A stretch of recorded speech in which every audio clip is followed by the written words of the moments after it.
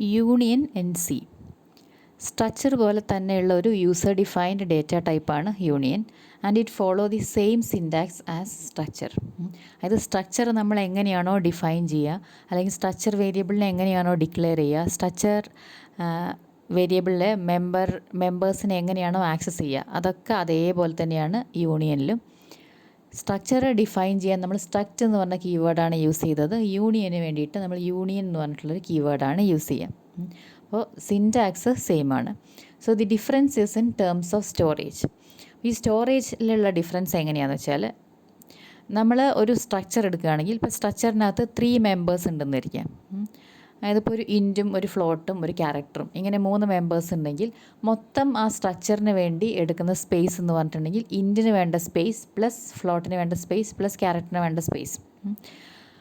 കാരണം നമുക്ക് ഈ മൂന്ന് മെമ്പേഴ്സ് അതിനകത്തുണ്ട്, 3 മെമ്പേഴ്സിനെ നമുക്ക് സ്റ്റോർ ചെയ്യാൻ പറ്റണം. അപ്പോൾ ഒരു സ്ട്രക്ചർ വേരിയബിൾ ഡിക്ലെയർ ചെയ്യുന്ന സമയത്ത് അതിനകത്ത് ഈ 3 മെമ്പേഴ്സ് വരും. അപ്പോൾ ഈ 3 മെമ്പേഴ്സിനെയും സ്റ്റോർ ചെയ്യാനുള്ള സ്പേസാണ് ഒരു സ്ട്രക്ചർ വേരിയബിൾ ഡിക്ലെയർ ചെയ്യുന്ന സമയത്ത് അതിന് വേണ്ടി മാറ്റിവെക്കുക.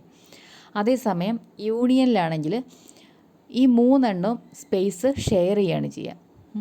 അതായത് ഒരു സ്പേസേ ഉണ്ടാവുള്ളൂ. ഇപ്പോൾ ഇതിനകത്ത് 3 മെമ്പേഴ്സ് ഉണ്ടെങ്കിൽ അതിൽ ലാർജസ്റ്റ് സൈസ് വരുന്ന മെമ്പർ ഏതാണോ ആ മെമ്പറിൻ്റെ വേണ്ട അത്രയും സൈസാണ് യൂണിയനകത്ത് ഉണ്ടാവുക. അപ്പോൾ അറ്റ് എ ടൈം ഒരു മെമ്പറിനെ മാത്രമേ യൂണിയനിൽ നമ്മൾ സ്റ്റോർ ചെയ്യുള്ളൂ. അതായത് ഞാനൊരു എക്സാമ്പിൾ പറയാം. ഇതാണ് നമ്മുടെ യൂണിയൻ്റെ ഡെഫിനിഷൻ. ഞാൻ യൂണിയൻ ഡേറ്റ എന്ന് കൊടുത്തിട്ടുണ്ട്. യൂണിയനാണ് യൂണിയൻ ഡിഫൈൻ ചെയ്യാനും ഡിക്ലെയർ ചെയ്യാനൊക്കെ നമ്മൾ യൂസ് ചെയ്യുന്ന കീവേഡ്. അപ്പോൾ യൂണിയൻ ഡേറ്റ, അതായത് data is the tag name. Data എന്ന് പറഞ്ഞിട്ടൊരു യൂണിയൻ ഡിഫൈൻ ചെയ്യാണ്. അതിനകത്ത് int a float b char c ഇങ്ങനെ കൊടുത്തു. അതായത് 3 മെമ്പേഴ്സാണ്. അപ്പോൾ ഇങ്ങനെ നമ്മളൊരു സ്ട്രക്ചറിൽ 3 മെമ്പേഴ്സ് കൊടുക്കുകയാണെങ്കിൽ എന്താണ് ഉണ്ടാവുക? ആദ്യം ഇപ്പോൾ ഇൻറ്റിജറിന് വേണ്ടിയിട്ട് 2 സ്പേസ് ആണെങ്കിൽ 2 ബൈറ്റ് ആണെങ്കിൽ 2 ബൈറ്റ് ഇൻറ്റിജറിന് വേണ്ടി അവിടെ മാറ്റി വെച്ചു. അപ്പോൾ ഫ്ലോട്ടിന് 4 ബൈറ്റ്സ് ആയിരിക്കും. അപ്പോൾ ഫ്ലോട്ടിന് വേണ്ടിയിട്ട് 4 ബൈറ്റ്സ് മാറ്റി വെച്ചു. അത് കഴിഞ്ഞിട്ട് ക്യാരക്ടറിന് വേണ്ടിയിട്ട് 1 ബൈറ്റ്. ഇത്രയായിരിക്കും ഇതിന് വേണ്ടി അലോക്കേറ്റ് ചെയ്യുന്ന സ്പേസ്.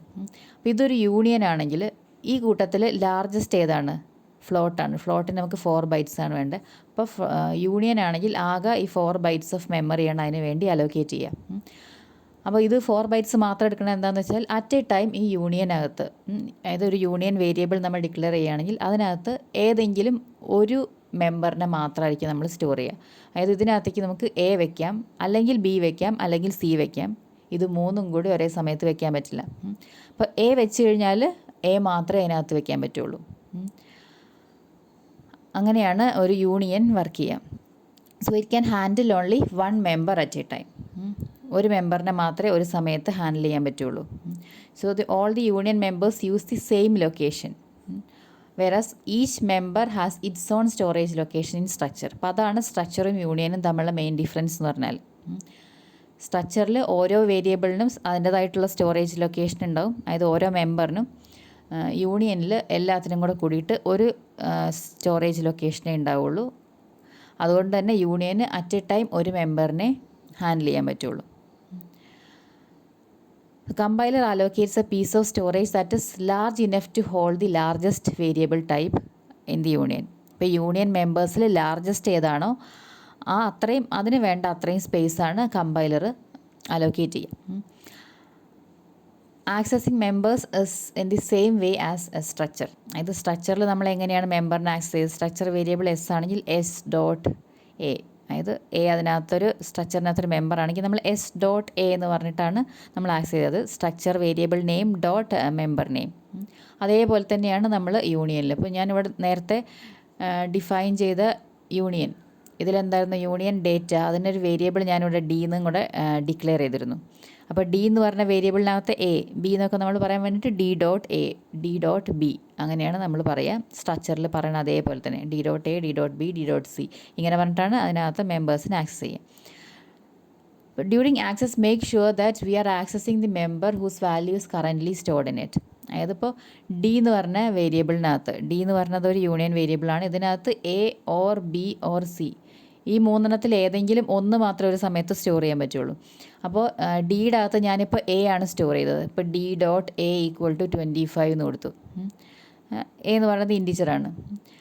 അപ്പോൾ ഇനി ഞാൻ ഇതിനകത്തെ വാല്യൂ പ്രിൻറ്റ് ചെയ്യാൻ നോക്കുകയാണെങ്കിൽ ഞാൻ D.Aനെ തന്നെ പ്രിൻറ്റ് ചെയ്യണം, എന്നാൽ എനിക്ക് 25 കിട്ടുള്ളൂ. D.Bയോ D.Cയോ ഒക്കെ പ്രിൻറ്റ് ചെയ്തിട്ടുണ്ടെങ്കിൽ അത് എങ്ങനെ വരും അതിൻ്റെ ആൻസർ എന്നുള്ളത് ആ ഒരു കമ്പൈലർ ഡിപ്പെൻഡൻ്റ് ആണ്. എന്തായാലും നമ്മൾ സ്റ്റോർ ചെയ്തത് D.A ആണെങ്കിൽ നമ്മൾ അതിനകത്തുനിന്ന് റിട്രീവ് ചെയ്യേണ്ടതും D.A ആണ്. അപ്പോൾ അതൊരു പ്രോഗ്രാമറുടെ ഡ്യൂട്ടിയാണ്. അത് കറക്റ്റായിട്ട് തന്നെയാണ് നമ്മൾ റിട്രീവ് ചെയ്യണത് എന്നുള്ളത് ഉറപ്പുവരുത്തുക.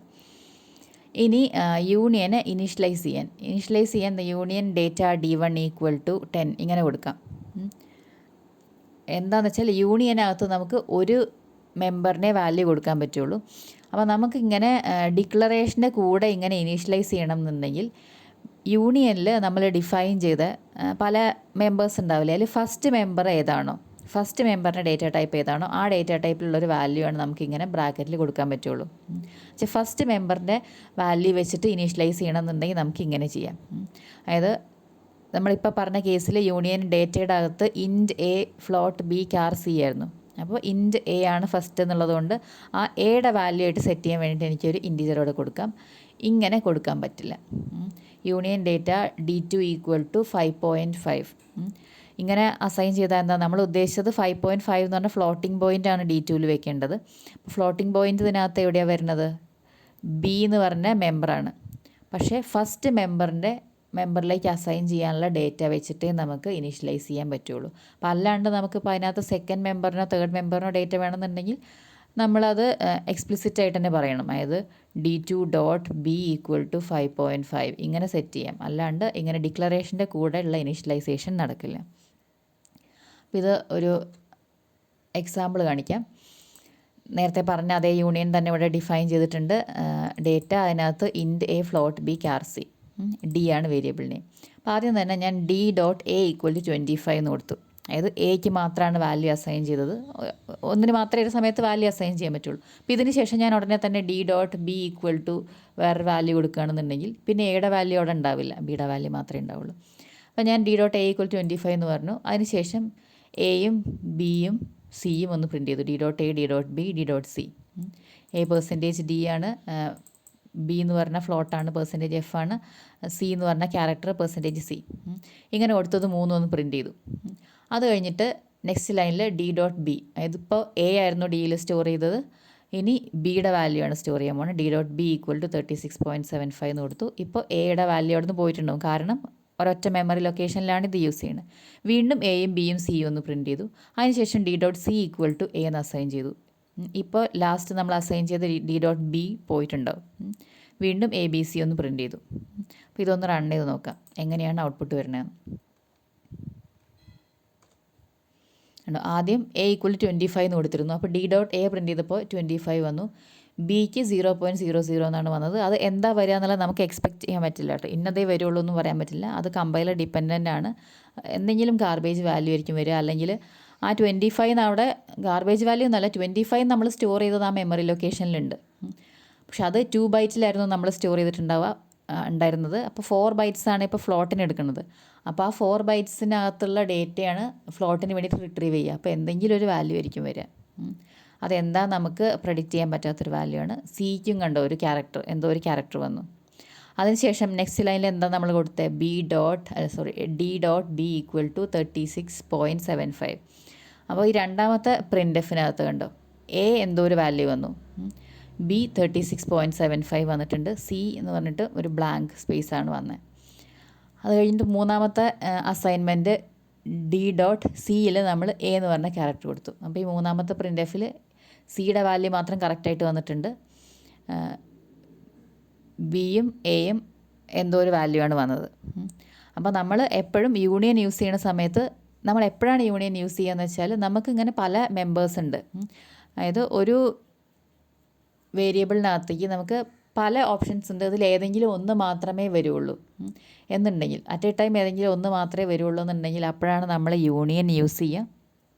അപ്പോൾ എപ്പോഴും യൂണിയനകത്ത് എന്താണ് നമ്മൾ സ്റ്റോർ ചെയ്തത് അത് മാത്രം റിട്രീവ് ചെയ്യുക, എന്നാലേ നമ്മൾ എക്സ്പെക്റ്റ് ചെയ്യുന്ന ഒരു റിസൾട്ട് കിട്ടുള്ളൂ.